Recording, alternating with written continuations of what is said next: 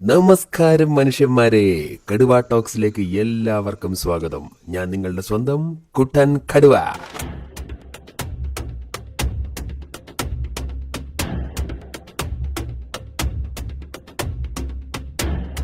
ഇന്നത്തെ എപ്പിസോഡിൽ ഒരു വേട്ടയാണ് ഞാൻ ഉദ്ദേശിക്കുന്നത്. അതെ, ഒരു വിധത്തിലും ആസ്വദിക്കാൻ വയ്യാത്ത വിധം എടുത്തു വെച്ചിരിക്കുന്ന സിനിമകളെ ഞാൻ കടിച്ചു കീറും, ഞാൻ മാന്തി പൊളിക്കും, ഞാൻ കുത്തിക്കൊല്ലും, ഞാൻ കരണ്ട് തിന്നും. അപ്പൊ ആരാ നമ്മുടെ ഇന്നത്തെ ഇര? റോ എന്ന 3 അക്ഷരത്തിന്റെ അർത്ഥം അറിയാത്ത ആരോ ഒരാൾ എഴുതിയുണ്ടാക്കിയ ഐൻസ്റ്റീനും ന്യൂട്ടണും നമുക്ക് പുല്ലാണെന്ന് ഉറക്കെ വിളിച്ചു പറയുന്ന, ലോകം കറങ്ങാൻ പോയതിന്റെ കൂടെ ഒരു നേരം പോക്കിന് ഷൂട്ട് ചെയ്ത് പടച്ചുവിട്ട തലതിരിഞ്ഞ റോ പാർട്ട് 2. ജപ്പാനിലെ കാമക്കുറ എന്നൊരു മലമ്പ്രദേശം. അവിടെ ഒരു കുന്നിന്റെ മുകളിൽ അവിടുത്തെ പേര് കേട്ട ഏതോ ഒരു അമ്പലം. ദാണ്ട് ഇവനാണ് അവിടുത്തെ പ്രതിഷ്ഠ. കുട്ടേട്ടാ, അത് കൊട്ടാരാണ്, അയാള് രാജാവും. കണ്ടില്ലേ തരങ്ങുമ്പലും കുറയണം. ரொம்ப മുഖ്യം വാസുകുട്ട. നല്ല 7 സ്റ്റാർ ഭോജനം അടിക്കാൻ തയ്യാറായി നിൽക്കുന്ന ആശാന്റെ അടുത്തേക്ക് പിടയ്ക്കുന്ന നെഞ്ചും കിതയ്ക്കുന്ന ശ്വാസവുമായി ഒരുവൻ ഓടി വന്നിട്ട് പറയും, വേണ്ടതൊക്കെ വാരി വലിച്ചു തീർന്നോ, ഇത് തന്റെ ലാസ്റ്റ് സപ്പറാണ്, തന്നെ പൂളാനൊരുത്തം വന്നിട്ടുണ്ടെന്ന്. ഇത് കേട്ട് ബോധമില്ലാത്ത സ്ഥിരം വില്ലന്മാരുടെ എക്സ്പ്രഷൻ ഇട്ട് കൂട്ടിലിട്ട് പൂട്ട് വളർത്തിയ ഒരു ചെന്നായക്ക് കടിച്ചു വലിക്കാൻ തന്റെ എച്ചിലിട്ട് കൊടുത്തിട്ട് പറയും, മോനെ ചെന്നായെ, ചെന്നായാളുടെ പപ്പും പൊടിയും പറിച്ചോണ്ട് വരാം. കേട്ട പാതി കേൾക്കാത്ത പാതി അവൻ ഓടി ചെല്ലും. അപ്പൊ അതാണ്ട് മക്കളെ പൊങ്ങി വരുന്ന 2 പൂച്ച കണ്ണുകൾ. ആരാണത്? കിങ്ങിണി പൂച്ച.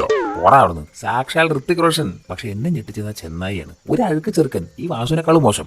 അവനെ എന്നെ കമ്പയർ ചെയ്തിട്ടാ കുട്ടേട്ടാ. സോറി വാസുകുട്ട. സ്വന്തം മുതലാളിയെ കൊല്ലാൻ വന്നവന്റെ കണ്ണ് കണ്ട് മയങ്ങി നിന്റെ പിറകെ നടക്കാനല്ല കൂടെ നടക്കാനാണ് എനിക്ക് ഇഷ്ടം എന്ന് പറഞ്ഞുകൊണ്ട് ഒരു ഉളുപ്പില്ലാണ്ട് കൂടെ നടന്ന് പോണാണ്ടവൻ. അതേന്ന് തിങ്കിപ്പല്ലോ, ഇതൊക്കെ നമ്മളെ കയ്യിൽ കിടന്നായിരുന്നു. കടിച്ച് കയറി കൈ കൊടുക്കാനേ. വാസുകുട്ട ചിൽഡ്. എന്നാലും ഓരേ കാണാൻ എന്ത് രസാന്ന്. ആ കൈ നോക്കിയേ, ഇവിടത്തെ തള്ളച്ചി മരത്തിന്റെ അത്രയുണ്ട്. ആമിന, ഓ കുട്ടേട്ടാ, ഇത് സിനിമയാണ്, അല്ലാണ്ട് മിസ്റ്റർ ഇന്ത്യ കോമ്പറ്റീഷൻ അല്ല. ആരോടും അസൂയില്ലാത്ത പാവം കുട്ടാട്ടൻ. അവിടെ നിലവിലുണ്ടായിരുന്ന എല്ലാ തല്ലുള്ളികളെയും ഒരു വിധത്തിൽ വെട്ടിക്കൂട്ടി പീസാക്കി ഇട്ടപ്പോഴാണ് ദാണ്ട്രാ മോളിന്ന് ചില്ലും പൊട്ടിച്ചോണ്ട് വരുന്ന കുറെ എണ്ണം. ആ ഗ്യാപ്പിൽ ധൈര്യശാലിയായ ആശാൻ ഞാൻ കൊലമാസ് എന്ന ഭാവത്തിൽ തുലിഞ്ഞൊരു ചിരിയും വെച്ച് അവിടെ നിന്നു. ഇനി അവിടെ നടക്കുന്ന സംഭവം എത്ര ആലോചിച്ചിട്ടും എനിക്കൊരു പിടിയും കിടാത്ത സംഭവമാണ്. ഒത്ത നടുക്ക് നിൽക്കണം നമ്മുടെ മാസ ഹീറോനെ തല്ലാൻ ചുറ്റിനും 19 പേരുണ്ട്. എന്നാൽ കൂട്ടത്തിൽ ഒരുവൻ ഹീറോനെ തല്ലുമ്പോൾ ബാക്കി എല്ലാതും നോക്കി ഇങ്ങനെ നിൽക്കും. എല്ലാറ്റിനും വാളുണ്ട്. എന്നാലും ഒരു ഒരുത്തം പോലും മേലാണെങ്കിൽ പണിയെടുക്കില്ല. ഇങ്ങനെയുള്ളവന്മാരെ ട്രെയിൻ ചെയ്ത് കൂടെ നിർത്തി ആ പൊട്ടൻ തലവൻ ചാവണ തന്നെയാണ് നല്ലത്. അതൊക്കെ നമ്മള് ഒരുത്തന് വളർന്നിട്ട് പിടിച്ച പിന്നെ തീർന്നു, ഖത്തം, ടാറ്റ. ഒരുത്തൻ 2 കൈയും മറ്റവൻ 2 കാലും പിന്നെ ബാക്കിയുള്ള ഉടലും തലയൊക്കെ കൂടി maximum 5 minute. ഉസ്കോ പർലോക് ജാനേക്കാ ticket sign കർക്ക് ദൂംഗാ may. കുട്ടം bro, sorry, ഞാൻ ലാംഗ്വേജിൽ നിന്നും തെന്നിമാറി. അങ്ങനെ സെക്കൻഡ് സെറ്റ് ഗുണ്ടകളെയും ഫ്രൂട്ട് നിഞ്ച കളിച്ച് കൊന്ന് പുറത്തേക്ക് പോയി നോക്കുമ്പോഴേക്കും ദാണ്ട്ര ധൈര്യശാലി ആശാൻ ഹെലികോപ്റ്ററിലേക്ക് രക്ഷപ്പെടാൻ പോണു. പിന്നെ ഒന്നും നോക്കിയില്ല, നിന്ന പാലം വെട്ടി പീസാക്കി ആശാന്റെ കൂടെ ഉണ്ടായിരുന്ന ഗുണ്ടികളെ താഴേക്കിട്ട് അവരുടെ കയ്യിലിരുന്ന തോക്കെടുത്ത് പോക്കറ്റിൽ നിന്നും ഒരു സാധനം എടുത്ത് ഹെലികോപ്റ്ററിലേക്ക് എറിഞ്ഞ് പിടിച്ച് അതിൽ തൂങ്ങിയാടി ചെന്ന് വയറ്റിപ്പഴപ്പിന് ഡ്രൈവറായി ജോലി ചെയ്യുന്ന ആ പാവം പൈലറ്റിനെ കൊന്ന് ഹെലികോപ്റ്റർ ക്രാഷ് ചെയ്യിപ്പിച്ച് വില്ലനെ കൊല്ലും. അവിടുന്ന് ചരേഷ് കുമാർ നേരെ ബെർലിൻ വരമ്പിൽ പോയി പാടത്തെടുത്ത പണിയുടെ കൂലി വാങ്ങും. ഈ പണിയൊക്കെ നിനക്ക് തരുന്നത് കലി ഗാങ് ആണെന്നും പറഞ്ഞ് ചാരേഷ് കുമാറിനെ ഒരു അടപ്പിലിട്ട് പോയിക്കും. മണ്ടം കൂട്ടം ബ്രോ, അതാണ് സ്റ്റീം ബാത്ത്. ആ ബോഡിയൊക്കെ ഇങ്ങനെ മെയിൻറ്റെയിൻ ചെയ്യണമെങ്കിൽ ഇതൊക്കെ ചെയ്യണം. അതെങ്കിൽ അന്നേരം താൻ ചെയ്ത ധീരപ്രവൃത്തികൾക്ക് അവാർഡ് വാങ്ങുന്ന നായികയെ കാണിച്ചുകൊണ്ട് കഥ ന്യൂഡൽഹിയിലെത്തും. അവാർഡ് കിട്ടിയ സന്തോഷത്തിൽ നായികയുടെ കൂടെ ഡാൻസ് ചെയ്യുന്ന അവളുടെ അച്ഛനെ പെട്ടെന്ന് ആരും വന്ന് തട്ടിക്കൊണ്ടുപോകും. ഇത്ര ആർമിക്കാരുടെ അതൊക്കെ സിമ്പിൾ അല്ലേ? അതെ, അയാളെ അടിച്ചോണ്ട് പോയത് കലിയാണ്. ആരാണ് കലി? പണ്ട് ജയ് ഹനുമാനിലുണ്ടായിരുന്ന കറുത്ത നൈറ്റൊക്കെ ഇട്ടിട്ട് വരുന്ന പുള്ളിയാണ്. അത് വേറെ കലി. ഇത് പല രാജ്യങ്ങളിൽ ഇരുന്നുകൊണ്ട് ഇമാതിരി വേണ്ടാതിരങ്ങളൊക്കെ കാണിക്കുന്ന ഒരു കൂട്ടം ഡേറ്റ് ഫെലോസ്.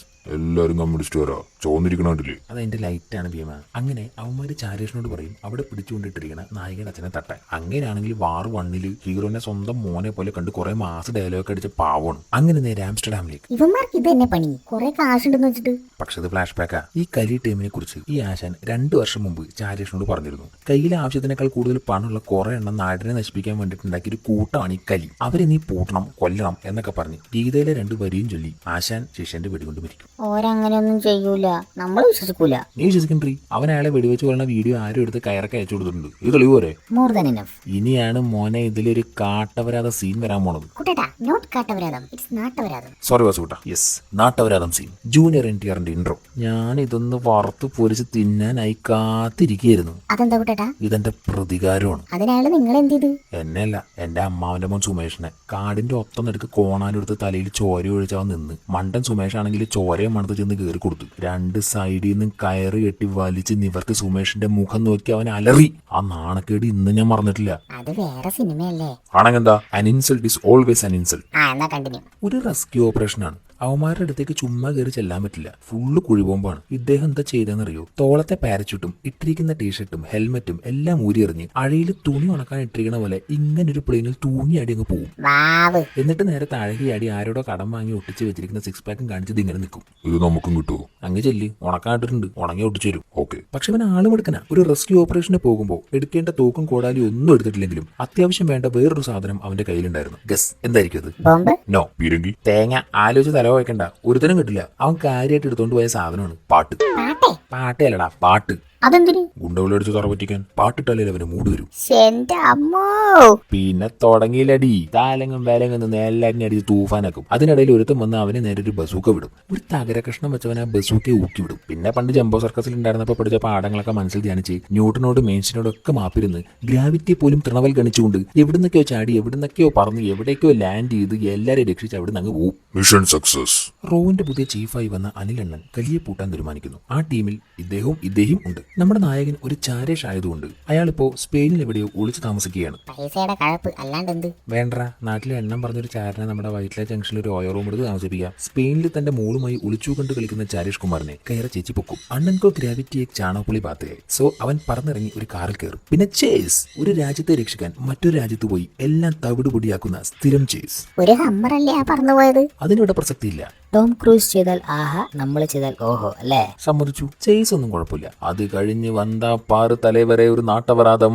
നമ്മുടെ ചാരേഷ് ബ്രിഡ്ജും പൊളിച്ച് കാറും കൊണ്ട് താഴെ കൂടെ ചീറിപ്പാഞ്ഞു വരുന്ന ഒരു ട്രെയിനിന്റെ മുകളിലേക്ക് ചാടും. ഷോറൂമിൽ നിന്ന് നേരെ റോഡിലേക്ക് ഇറക്കിയ കൂട്ട് ഒരു കൂസലും ഇല്ലാതെ കാർ ലാൻഡ് ചെയ്യുകയും ചെയ്യും. അവിടെ ഉണ്ടായിരുന്ന ഒരു ബ്രിഡ്ജിന്റെ മുകളിൽ തട്ടി കാറ് പൊളിയും. വാവ്, ഫ്രീ ആയിട്ട് റൂഫ് ഓപ്പൺ വണ്ടി. കൂടെയുള്ള കൊച്ച് തൂങ്ങിയാടും. അത് കണ്ട് സഹിക്കാൻ വയ്യാതെ നമ്മുടെ ലാൻഡിംഗ് എണ്ണം ചാടി വന്ന് ട്രെയിനിൽ ലാൻഡ് ചെയ്യും. കൊച്ചെ നീ ഒറ്റയ്ക്ക് രക്ഷപ്പെടണ്ട എന്നും പറഞ്ഞ് അവളെയും രക്ഷിച്ച് രണ്ടുപേരെയും ഒരുമിച്ച് മരണത്തിലേക്ക് തള്ളിവിടും. ഇത് ഏത് ടോം ക്രൂസ് പടത്തിലാണ് നീ കണ്ടിട്ടുള്ളത്? അയ്യോ, നമ്മുടെ മുന്നിലൊരു ടണൽ. പേടിക്കണ്ട, ടണലിന്റെ താഴെ പുഴയാ. ഇപ്പൊ ചാടും, നോക്കിക്കോ. ദയാടി. ഓ, ഇനി രാജ്യം മാറണത് ഞാൻ പറയണില്ല, മടുത്ത്. ഇയാളൊരു മന്ത്രിയാണ്. ഇങ്ങയുടെ ബ്രദർ ആൻഡ് ഫാമിലിയെ തട്ടി ഇയാളെ ഭീഷണിപ്പെടുത്തി കലിയുടെ കളികൾ ഇന്ത്യയിൽ നടത്താമെന്നാണ് ഇവരുടെ പ്ലാൻ. ഇത് കേട്ട പാതി കേൾക്കാത്ത പാതി ചാരേഷ് എന്ന് ഈ വിഷയം ലാൻഡിംഗ് അണ്ണനോട് പറയും. അതിനവര് നമ്മള് ജഗടയല്ലേ? എനിക്കറിഞ്ഞൂടാ. അത് കഴിഞ്ഞൊരു പാട്ട്. പാടിക്കോട്ടെ കുട്ടേട്ട്, രണ്ടാളും നല്ല ഡാൻസേഴ്സ് അല്ലേ, ബോഡിയൊക്കെ നടക്കണ്ടേ? അപ്പൊ ഇതുവരെ ഇളക്കിയത് പിന്നെ എന്താടാ? മന്ത്രിയുടെ അനിയനും ഫാമിലിയും വരുന്ന പ്ലെയിൻ ചാരേഷ് ഹൈജാക്ക് ചെയ്യും. എന്നിട്ട് അവരെ കൊല്ലാൻ പോകുമ്പോൾ ദാണ്ട് നിൽക്കുന്ന ലാൻഡിംഗ് അണ്ണൻ. അവൻ ചവച്ച് വലിച്ചെറിഞ്ഞത് ആപ്പിൾ അല്ലേ? അതെ, ന്യൂട്ടനോടുള്ള പുച്ഛം വളരെ സർഗാത്മകമായി കാണിച്ചു തന്നാണ്. അണ്ണന് പിന്നെ നിലത്ത് നടിക്കാൻ അറിയില്ലല്ലോ. ഓടുന്ന വണ്ടി കണ്ട അപ്പ വലിഞ്ഞൂറും അതിന്റെ മണ്ടയിൽ. പിന്നെ അതിന്റെ മുകളിൽ നിന്നാണ് ടി. അപ്പ ദാണ്ട്ര എന്റെ മുത്തിനെ തൊടുന്നോടാ എന്നും പറഞ്ഞ് ചാരേഷ് ഫ്ലൈറ്റിൽ നിന്ന് ചാടി വീണു ഇല്ല മര തല്ലണു. എന്നാ പിന്നെ ഇവൻ എന്തിനാണ് മറ്റവനോട് പോയി ഹെൽപ്പ് ചോദിച്ചത്? ഇവൻ എല്ലാത്തിനും നേരത്തെ തല്ലി കൊന്നാ പോരായിരുന്നാ? വാസുകുട്ട, കഥയില്ലാത്ത പടത്തിൽ ചോദ്യമില്ല. സോറി കുട്ടേട്ടാ. അങ്ങനെ വില്ലന്മാരെല്ലാം അടിച്ച് കാറ്റി പറത്തി ആ വിമാനം കത്തിച്ച് മന്ത്രിയുടെ അനിയന്റെ ഫ്ലൈറ്റിൽ കയറും രണ്ടാളും. ഇതെല്ലാം അങ്ങ് ആകാശത്താ നടന്നിനി. അതേ മോളെ. റബ്ബേ. പെട്ടെന്ന് ചാരേഷ് കുമാർ നോക്കി നിൽക്കുക. കയ്യിൽ തൂക്കുമായി നിൽക്കുന്ന ലാൻഡിംഗ് അണ്ണൻ അവിടെയുള്ള എല്ലാവരും വെടിവെച്ചു കൊല്ലും. എന്നിട്ട് ഇത്രയും പണിയെടുത്തതിന് ഒരു പാരച്യൂട്ട് പ്രോത്സാഹന സമ്മാനമായി കൊടുത്ത് ചാരേഷിനെ നിലത്തോട്ട് തള്ളിയിടും. എന്താണിത്? സംഭവം ഇருக்கு വാസുകുട്ട.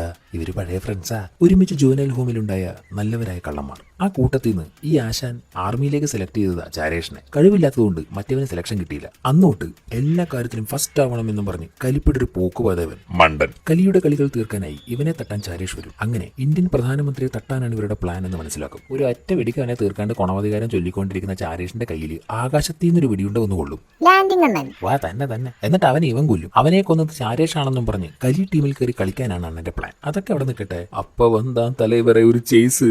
ഇവർക്ക് പഞ്ചഭൂതങ്ങളിൽ ചേസ് നടത്താമെന്ന് വല്ല നേർച്ചയുണ്ടെന്ന് തോന്നുന്നു. ഭൂമി, വായു, ജലം എല്ലാം കഴിഞ്ഞു. ഇനിയുള്ളത് തീയും സ്പേസും. അതൊന്നും ഉണ്ടാവില്ല. പറയാൻ പറ്റില്ല. ഇത് കണ്ടു നോക്ക് നീ. ഒരു പോയിന്റ് വരെ വെള്ളത്തിലൂടെ ചേസ് ചെയ്ത് പോയിട്ട് പെട്ടെന്ന് വെള്ളത്തിൽ നിന്ന് പറന്ന് ബോട്ടിനെ കൊണ്ട് നീല നിറത്തിലൊരു വളിയും ഇടിപ്പിച്ച് നേരെ ചെന്ന് റോഡിൽ ലാൻഡ് ചെയ്യും. അതും ദുബായിൽ ഫെരാരിയുടെ ട്രാക്കിൽ. ഇവന് വല്ല വട്ടാണോ? എന്നിട്ട് കുറേ നേരം ആ കാറുകളുടെ കൂടെ ട്രാക്കിൽ ഇവൻ ആ ബോട്ടും വെച്ച് റേസ് ചെയ്യും. ആഞ്ജനേയ സ്വാമി. അങ്ങനെ എങ്ങനെയൊക്കെയോ വന്ന് വെള്ളത്തിൽ ലാൻഡ് ചെയ്യും. സമാധാനമായി. എന്നിട്ട് അവന്റെ കയ്യിൽ നിന്ന് രക്ഷപ്പെടാൻ ഓടിയ ഇവൻ അവന്റെ ബോട്ടിന് ഒരു വള്ളിയും കെട്ടി വലിച്ച് കൂടെ കൊണ്ടുപോകും. എനിക്ക് തല കറങ്ങുന്ന കൂട്ടാട്ടാ. നീ കേക്കണ്ട ആമിന, ദിസ് ഈസ് നോട്ട് ഫോർ ലോലഹൃദയാസ്. ഇതെല്ലാം കണ്ട് ദുബായ് പോലീസ് വന്നപ്പോ ചാരേഷ് പറഞ്ഞു പോകും. ഇവനെന്ത് കാക്കേ? ലാൻഡിംഗ് ആണ് നേരെ വെള്ളത്തിലേക്ക് കുടിച്ചു ചാടും. ഇത്രയും കോലാഹലങ്ങൾക്കിടയിൽ പ്രധാനമന്ത്രിക്ക് ഏതോ മീറ്റിംഗിന് പോകണം. വേറെ രാജ്യത്തായിരിക്കും. Of course. അതിന്റെ സെക്യൂരിറ്റി ചീഫ് നമ്മുടെ ലാൻഡിംഗ് അണ്ണൻ. കള്ളൻ കെ ഹാത്ത് മേ താക്കോൽ മിൽ ഗയാ. അന്നേരം പണ്ട് പ്രേമിച്ച് നടന്നപ്പോ ചാരേഷിന് കൊടുത്ത മോതിരവും ട്രാക്ക് ചെയ്ത് ഇവൾ അവനെ കാണാൻ പോകും. ചാരേഷ് ഒരു പാവമാണെന്ന് മനസ്സിലാക്കി അവളത് മന്ത്രി വിളിച്ചു പറയും. അപ്പൊ ദാണ്ടെ കിടക്കുന്ന അടുത്ത ഡിസ്ട്രിക്ട് ഇങ്ങേരാണ് മെയിൻ വില്ലൻ. ഇങ്ങേരുടെ ഓഞ്ഞ വിജയവും രാജ്യസ്നേഹവും കണ്ടപ്പോഴേ എനിക്ക് തോന്നിയതാ. അയാൾ ഇവരെ കൊല്ലാൻ സ്കൂൾ വിട്ട പോലെ കുറെ റൈഡേഴ്സിനെ ഇറക്കും. അവരൊക്കെ അനിലെണ്ണം കൈതി തോക്കും കൊണ്ടുവന്ന് വെട്ടിവെച്ച് പുകച്ചു കളയും. പാവം, ആ കൈദിക്ക് ശേഷം ആ തോക്കിന് ഒരു റെസ്റ്റ് ഉണ്ടായിട്ടില്ല. #ജസ്റ്റിസ് ഫോർ കൈദി തോക്ക്. ഇനിയാണ് ക്ലൈമാക്സ്. പറയൂ, കേൾക്കട്ടെ. എന്തു കേൾക്കാൻ മാത്രമൊന്നുമില്ല. ചാരേഷ് വില്ലൻ മന്ത്രിയെ കൊല്ലും. നമ്മളെ വട്ടാക്കാനായിട്ട് ലാൻഡിങ് അണ്ണനെ കൊല്ലില്ല. പണ്ടത്തെ ചങ്കായുണ്ട്. അവന്റെ ചങ്കിന്റെ 3 ഇഞ്ച് കിഴക്കോട്ട് വെടിവെച്ച് അവനെ ഐസിയുൽ കിടത്തും. ചാരേഷിനെ കൊല്ലാനായിട്ട് ഐസിയുന്ന് എഴുന്നേറ്റ് ചങ്ങായി വീണ്ടും വരും. ഇത് പുതിയ മുഖല്ലേ? പുതിയ മുഖ. കഴിക്കാനുള്ള റൊട്ടിയേക്കാൾ കൂടുതൽ തോക്കുകളുള്ള സ്പൈ യൂണിവേഴ്സിൽ ഒരു തോക്കെടുത്ത് വെടിവെച്ച് കൊല്ലാണ്ട് രണ്ടുപേരും കൊച്ചു പിള്ളേരെ കൂട്ട് അങ്ങോട്ട് കൂടെ തല്ലുകൂടും. ഇവിടെ ഇവരുടെ കല്യാണമാണെങ്കിൽ അവിടെ പ്രധാനമന്ത്രിയുടെ പാലുകാച്ചൽ അതിങ്ങനെ ഇടവിട്ട് കാണിക്കും. ഒരു മാറ്റമില്ല. അങ്ങനെ ഒടുവിൽ ചാരേഷ് ഒരു ഐസ് കട്ടെടുത്ത് കടിച്ചു പിടിച്ച് ലാൻഡിംഗ് അണ്ണനെ കുത്തും. പക്ഷെ അണ്ണൻ മരിച്ചില്ല. പള്ളയ്ക്ക് കുത്തു കണ്ടപ്പോ അണ്ണന് ബോധം വന്നു. പ്രധാനമന്ത്രി പോകുന്ന ഫ്ലൈറ്റിൽ ബോംബ് വെച്ചിട്ടുണ്ട് പോലും. അതും എവിടെ? ചത്ത മന്ത്രിയുടെ പള്ളയുടെ അകത്ത്. അങ്ങനെ മന്ത്രിയുടെ അടക്കം ആകാശത്ത് വെച്ച് നടത്തി റോ ഹെഡ് അനിൽ കപൂർ മാതൃകയായി. കഴിഞ്ഞ അങ്ങനെ നിന്നെ രക്ഷപ്പെടാൻ വിടില്ലടാ, ഇനിയുണ്ട്. ഈശ്വര. രണ്ടെണ്ണന്മാരും കൂടെ ചെന്ന് കലിയിലെ കളിക്കാരെയൊക്കെ വെടിവെച്ചും കമ്പി കോർത്തും പറത്തിയും ഞെരിച്ചും കത്തിച്ചും കൊല്ലും. എന്നിട്ട് ഫിർമില്ലെങ്കിൽ ചലത്തെ എന്നും പറഞ്ഞ് വന്ദനം കളിച്ച് രണ്ടു വഴിക്ക് പോവും. The end. വാവ്. സദ്യ മോശമായാലും ചില മനുഷ്യർ പറഞ്ഞു കേട്ടിട്ടുണ്ട് പച്ചവെള്ളവും ഉപ്പും നന്നായിരുന്നു എന്ന്. ഇതിലാണെങ്കിലേ അങ്ങനെ പറയാൻ പോലും ഒന്നുമില്ല. അപ്പൊ അടുത്തൊരു വീഡിയോയുമായി വീണ്ടും കാണാം. റോസ്റ്റ് ആണെങ്കിൽ ഞാനില്ലാട്ടാ. എനിക്കൊന്നും ഈ വക നാട്ടവരാതങ്ങൾ കണ്ടു തീർക്കാൻ ആ ഒറ്റയ്ക്ക് ചെയ്താൽ മതി. എന്താ വാസുകുട്ട, വലിയ വലിയ കാട്ടുതീയും വെള്ളപ്പൊക്കൊക്കെ വന്നിട്ട് നമ്മൾ പിടിച്ചെന്നില്ലേ? നമ്മൾ ഇതും അതിജീവിക്കും. കൂളായിട്ടിരിക്കേ. നല്ല സിനിമകൾ ഉണ്ടാവട്ടെ, എങ്ങും കയ്യടികൾ നിറയട്ടെ. അപ്പോ വീണ്ടും കാണാം.